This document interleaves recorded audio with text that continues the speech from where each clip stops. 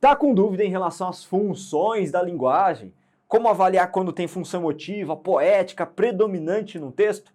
Então se liga nessa aula até o final, que hoje você vai tirar essas dúvidas.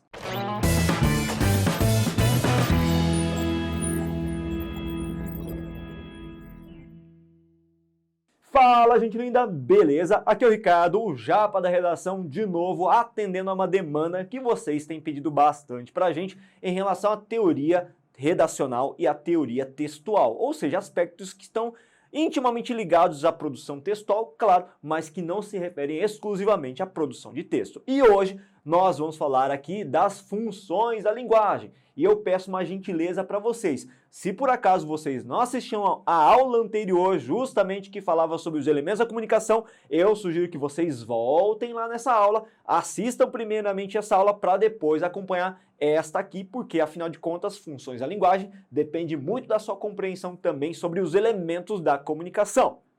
Dito isso, peço aquele favor especial para vocês que eu sempre peço aqui no começo do vídeo.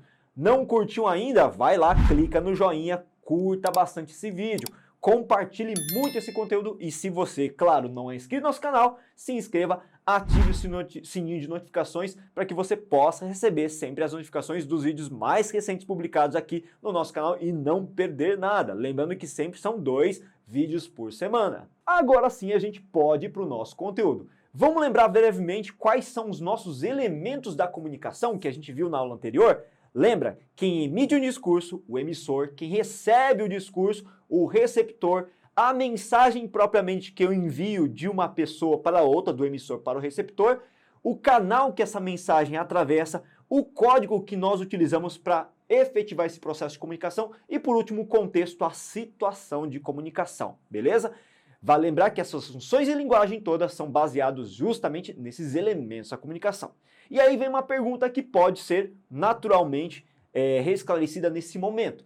Quando a gente fala de função da linguagem, eu estou falando do que exatamente, professor? Eu estou falando de uma análise que nós fazemos dos textos, tendo em vista a verificação de qual elemento esse tipo de texto mais privilegia. Será que esse texto que foi elaborado bonitinho, ele privilegia o emissor, está centrado e concentrado no emissor? Será que esse texto, por acaso, privilegia o receptor? Está centrado objetivamente no receptor? Então é isso que a gente tem que avaliar quando a gente pensa justamente em função da linguagem. Então vamos começar? A primeira função da linguagem que eu trago para vocês aqui é aquela centrada do emissor. Eu chamo essa função de função emotiva da linguagem. Quando que ela acontece? Muitas vezes quando um texto ele tem uma natural propensão a ter uma carga subjetiva muito grande. Peraí, não entendi, professor. Vamos exemplificar que fica muito mais fácil. Vamos pensar numa carta pessoal? Por que você escreveu aquela carta pessoal? Para você depositar os seus sentimentos, as suas emoções, os acontecimentos que acabaram ocorrendo com você e você quer contar para alguém. Tudo bem que, que a gente hoje em dia não escreve carta, mas enfim, mas você manda um zap falando da sua vida, da sua rotina, daquele dia cansativo de trabalho, por exemplo, para alguém, né? Então o zap tá aí para isso, assim como o Telegram tá aí para isso. Mas a gente pode dar outro exemplo para tentar ilustrar um pouco melhor essa situação. Você por acaso escreve um diário?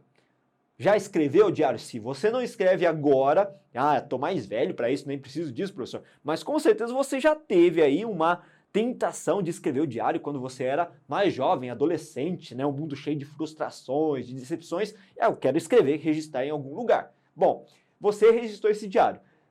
Você registrou há 5, 6 anos atrás. Por acaso você pegaria esse diário e revelaria para alguém? A resposta normalmente é não. Não, acha? Tem meus segredos. Pois é, esse diário e essas entradas todas que você fazia nesse diário, elas foram feitas única e exclusivamente para você colocar uma informação que é sua. Pensa bem, você está muitas vezes privilegiando o quê? A si mesmo, aos seus dados, aos seus segredos, né? Os seus segredos, aliás, né? Você está fazendo isso. Então você não espera que esse texto seja lido por uma outra pessoa. Veja então que é uma particularidade de uma entrada de diário, de um texto escrito ali num diário. Olha só que bacana, essas exemplificações ajudam demais a gente entender o que é uma função emotiva. Pode acontecer função emotiva também em poemas, por que não? Quando um indivíduo que escreve um texto, ele está tendo todo aquele derramamento emotivo e falando dos seus próprios sentimentos. E quando esse texto privilegia e está centrado no receptor? Nesse caso, nós temos a segunda função da linguagem aqui, a função conativa e também conhecido como apelativa. Nesse caso, eu tenho tipos de texto que são confeccionados com o objetivo de provocar no receptor algum tipo de emoção. Vale lembrar que esse tipo de texto é muito associado ao ambiente publicitário. Quando, por exemplo, eu faço uma propaganda, dá uma olhadinha nessa propaganda que o editor está subindo para a gente aí, o texto publicitário, né? Veja que, na verdade, é um texto publicitário de uma campanha governamental. Se ligue na estrada, orientando o quê? O nosso receptor, o ouvinte, o espectador, a não utilizar celular. Uma das características desse texto, inclusive dessa campanha, é a utilização de verbos no imperativo, que mandam, sugerem que o espectador, que o público, que o alvo ou o indivíduo que é o receptor, né, não faça uso desse celular. Então o que você percebe? Você percebe que esse tipo de campanha é voltado para o receptor. Então, quando a gente tem esse tipo de apelo ao receptor, a gente tem essa função da linguagem que é a conativa. Isso também vai aparecer em outros tipos de texto. Obviamente, por exemplo, numa campanha política, quando tem discurso político. Esse discurso político de uma pessoa que vai lá no palanque e fala, com certeza não é voltado para ele, é voltado para convencer você a votar nele. Olha só que interessante essas artimanhas que a gente encontra estudando linguagem. E quando o texto se centra na mensagem? Nesse caso, eu tenho a função poética, que é a nossa terceira função da linguagem. Pelo próprio nome, você já consegue determinar o que é a função poética. Toda vez que eu tiver um trabalho linguístico, da utilização de figuras de linguagem, de estilo, para compor um texto, e fiz um trabalho inclusive de métrica de rima, então eu tenho uma função da linguagem que é a função poética. Por isso mesmo que a função poética é aquela que vai predominar essencialmente onde? Em poemas, olha que maravilha. E quando a função é centrada no código? Nesse caso tem a função metalinguística. Essa é muito conhecida, não cai em vestibular, chove em vestibular. Então toma cuidado com ela e estuda bem, tá? Quando acontece essa função metalinguística? Quando um texto busca utilizar o código para explicar a si mesmo. Como assim, professor? Eu vou dar um exemplo do extinto Video Show, que é bem bacana, né? O Video Show, não um programa necessariamente, mas o Video Show era um programa de TV que explicava o próprio programa de TV. Olha só, isso é uma função metalinguística.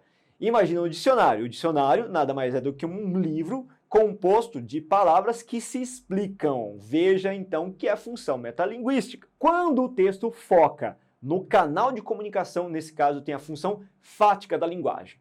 Ela acontece na seguinte situação. Vamos supor que eu liguei para você. A primeira coisa que eu vou fazer, ou você faz quando atende o telefone é alô, alô. O que você está fazendo com esse alô? Você está testando o canal de comunicação para ver se a outra pessoa está do outro lado. Olha que da hora. Então, quando a gente fala de vocativo, chamar o nome de uma pessoa, fazer um sinal sonoro para a pessoa atender, eu tenho um teste de canal para verificar se a pessoa realmente está me escutando. Normalmente, a função fática acontece com os chamamentos, ou melhor dizendo, gramaticalmente falando, com os vocativos. E sexta função e última, aquela que é centrada no contexto, no referente, eu tenho a função referencial da linguagem. Nesse caso, eu tenho quando os textos eles são informativos, eles primam por uma linguagem objetiva, clara, equilibrada e imparcial.